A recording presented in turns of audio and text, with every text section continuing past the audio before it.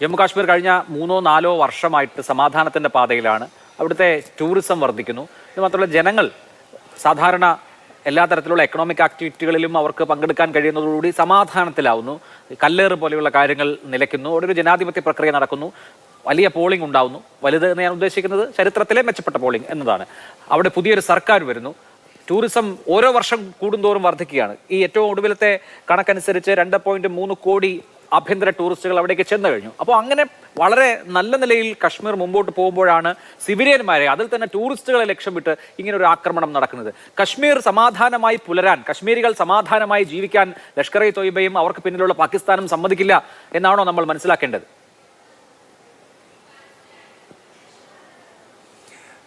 എനിക്ക് മുമ്പേ സംസാരിച്ച ജനറൽ ഇന്ദ്രബാലൻ പറഞ്ഞതിനോട് കുറച്ച് കൂടുതൽ കാര്യം ആഡ് ചെയ്യട്ടെ. ഞാൻ അതിൻ്റെ കൂടെ കുറച്ച് കാര്യം കൂടെ ചേർക്കട്ടെ. ഇതിനകത്ത് 2-3 ഇഷ്യൂസ് നമ്മൾ മനസ്സിലാക്കണം. ഒന്ന്, ഇതിൻ്റെ പുറകിൽ പാകിസ്ഥാനി ആർമിയാണ് എന്നുള്ളതിന് ഒരു സംശയവും ആർക്കുമില്ല, നമുക്കുമില്ല, ലോകത്താർക്കുമില്ല. എന്തുകൊണ്ട് പാകിസ്ഥാൻ ആർമി ഇതിന് തുനിഞ്ഞു എന്നാണ് നമ്മൾ ആദ്യമേ മനസ്സിലാക്കേണ്ടത്. പാകിസ്ഥാനിൽ തന്നെ ഇപ്പോൾ ഈ സമയത്ത് പാകിസ്ഥാൻ ആർമിയോടുള്ള സ്നേഹവും ആദരവും എല്ലാം മാറി ഒരു തരം കലിപ്പാണ് അവിടുത്തെ ആൾക്കാർക്ക്.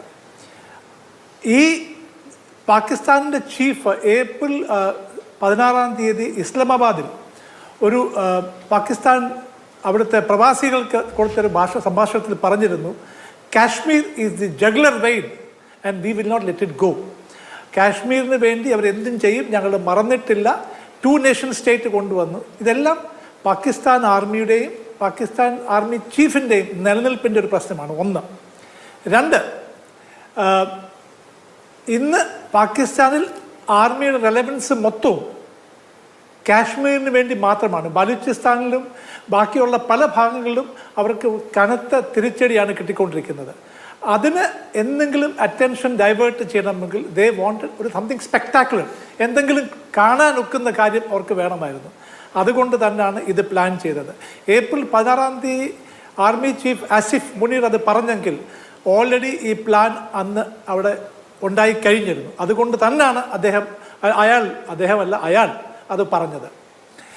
2, കാശ്മീരിലെ ടൂറിസം വളർന്നതോടുകൂടി കാശ്മീരിൽ പീസ് അല്ലെങ്കിൽ അമൻ വന്നു കഴിഞ്ഞു. അതുകൊണ്ട് പാകിസ്ഥാൻ അവിടെ റെലവൻസ് ഇല്ല എന്നൊരു തോന്നലും അവിടുത്തെ സാധാരണ മനുഷ്യർക്ക് വന്നു കഴിഞ്ഞിരുന്നു. അവിടെ കുറച്ച് ആൾക്കാരുണ്ട് ഇപ്പോഴും പാകിസ്ഥാനോട് ബന്ധം പുലർത്തുന്നവരും അവരോട് ചായ്വുള്ളവരും. പക്ഷെ ഒട്ടുമിക്ക ആൾക്കാരും അങ്ങനെ ചെയ്യുന്നത് ഭീതിയുടെ പേരിലാണ്. ഇതിനിടയ്ക്ക് വെച്ചിട്ട് അവിടെ നോർമൽസി ആയി എന്നൊരു തോന്നൽ നമുക്ക് വന്നിരുന്നു. ഇതെല്ലാം കൂടിയായപ്പോൾ ടെററിസ്റ്റിന് നല്ല ഒരു ഓപ്പർച്യൂണിറ്റി കിട്ടി, അവരത് ഉപയോഗിച്ചു. അതിൻ്റെ കൂടെ തന്നെ ഒരു കാര്യം കൂടി ആഡ് ചെയ്യട്ടെ. ഇന്ത്യയിലെ മതവിദ്വേഷത്തിന് ഇത് തീ കൊളുത്താൻ സഹായിക്കും എന്ന് നല്ല ബോധത്തോടെ തന്നെയാണ് പാകിസ്ഥാൻ ആർമി ഇത് ചെയ്തതിൻ്റെ പുറകിൽ.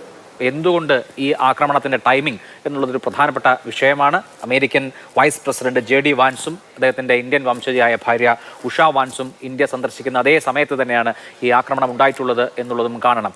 ഇവിടെ ശ്രീ M. ഇന്ദ്രബാലൻ, ഇന്ത്യയെ സംബന്ധിച്ച് എന്തൊക്കെ ഓപ്ഷൻസ് ആണ് ഉള്ളതെന്നാണ് താങ്കൾ വിചാരിക്കുന്നത്?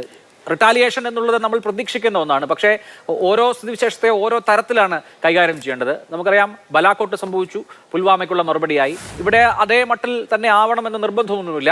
നയതന്ത്ര തലത്തിലും ആകാം ഒരുപക്ഷെ റിട്ടാലിയേഷൻ. എന്താണ് താങ്കൾ പ്രതീക്ഷിക്കുന്നത്?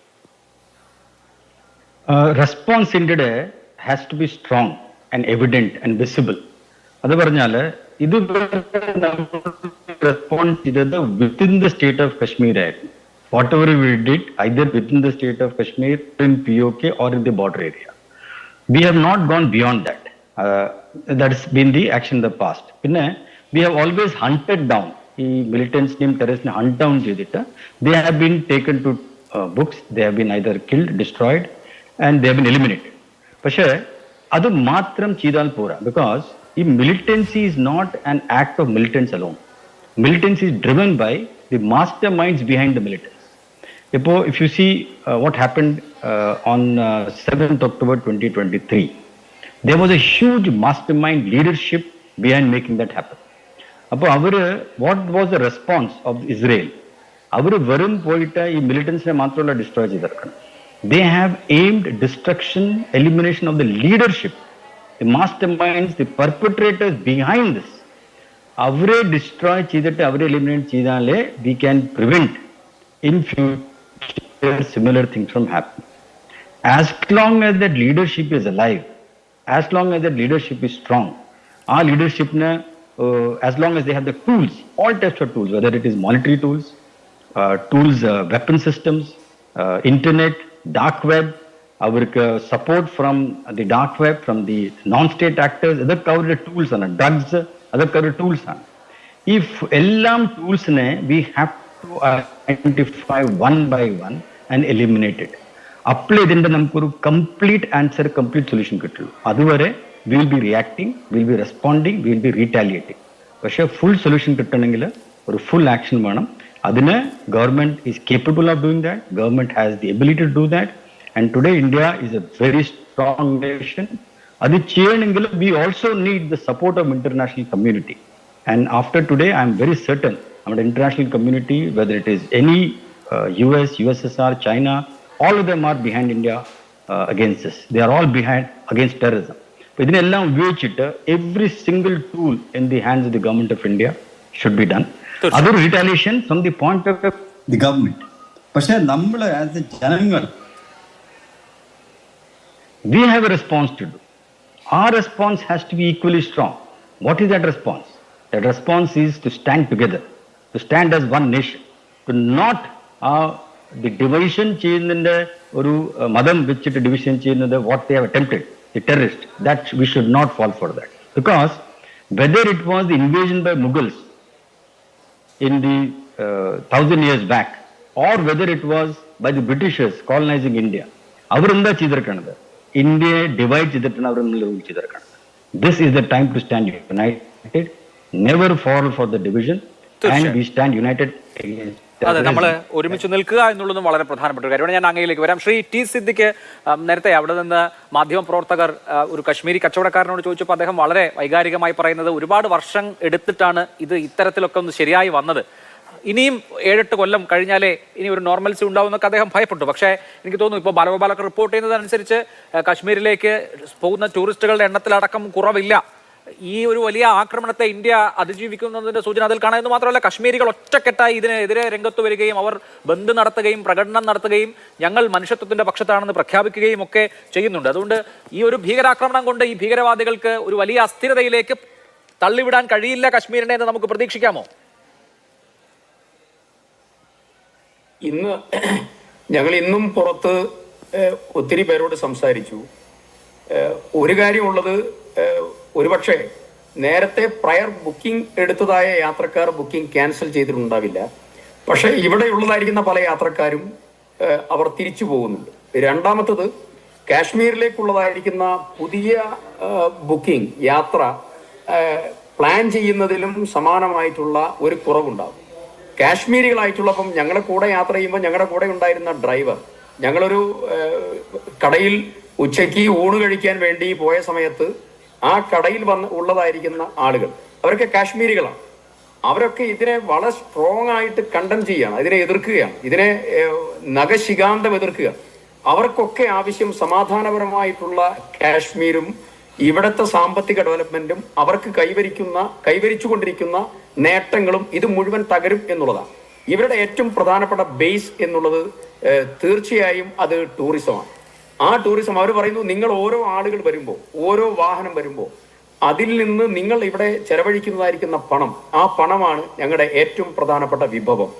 ആ നോർമൽ അന്തരീക്ഷത്തിൽ ഉണ്ടാകുന്ന സാമ്പത്തികമായിട്ടുള്ള അഭിവൃദ്ധി, പുരോഗതി അത് തകർക്കുക, കാശ്മീർ ശാന്തമല്ല എന്ന് വരുത്തി തീർക്കാൻ പാകിസ്ഥാൻ നടത്തിയിട്ടുള്ള ഏറ്റവും നിഷ്ഠൂരമായിട്ടുള്ള ആക്രമണമാണിത്.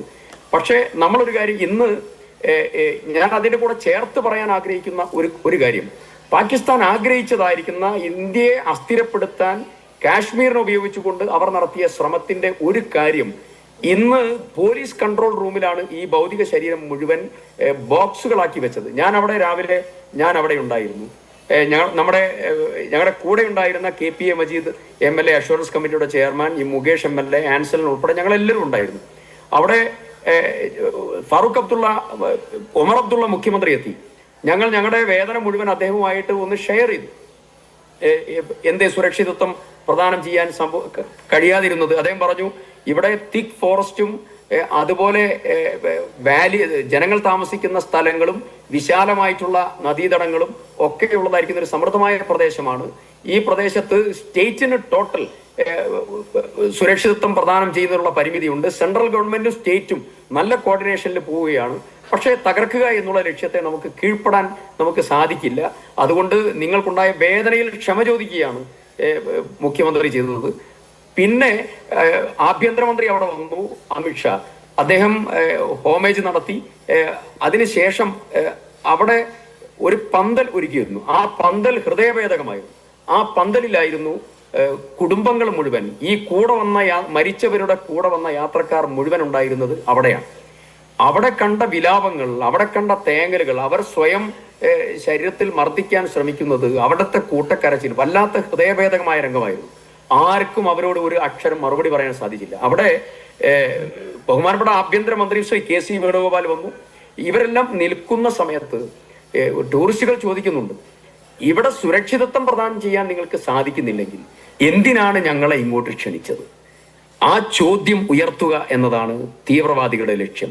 കാശ്മീർ എന്നുള്ള ഒരു സമാധാന മേഖല അല്ലാതെ നിലനിർത്തണം എന്നുള്ളതാണ്. അതിനെതിരായിട്ടുള്ള അതിശക്തമായ നിലപാടും സമീപനവുമാണ് രാജ്യത്തിന്റെ ഭാഗത്ത് നിന്ന് തിരിച്ചടിയും കാശ്മീരിന്റെ പ്രൊട്ടക്ഷനും കാശ്മീരികളുടെ പ്രൊട്ടക്ഷനും. ഇപ്പോൾ ഉണ്ടായിട്ടുള്ള ഒരു പ്രധാനപ്പെട്ട ഡെവലപ്മെന്റ് ഞാൻ പറയാം.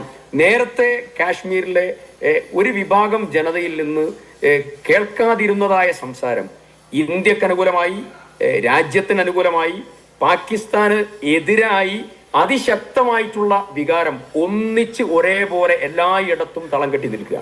ഇന്ത്യ എന്ന് പറയുന്ന വികാരം, കാശ്മീർ എന്ന് പറയുന്ന വികാരം, പാകിസ്ഥാൻ എതിരായിട്ടുള്ള വികാരം, സമാധാനത്തെ തകർക്കുകയാണ് പാകിസ്ഥാൻ. ഇത് സാധാരണക്കാരായ ഓട്ടോറിക്ഷ തൊഴിലാളി മുതൽ ഒരു ഹോട്ടലിൽ പണിയെടുക്കുന്ന ഒരാൾ മുതൽ തെരുവുകളിൽ കച്ചവടം ചെയ്യുന്ന ആളുകൾ മുതൽ കൂടെയുള്ള ഉദ്യോഗസ്ഥന്മാരായിട്ടുള്ള ആളുകൾ വരെയുള്ള ആളുകൾ ഇത് കൃത്യമായി സംസാരിക്കുന്നു.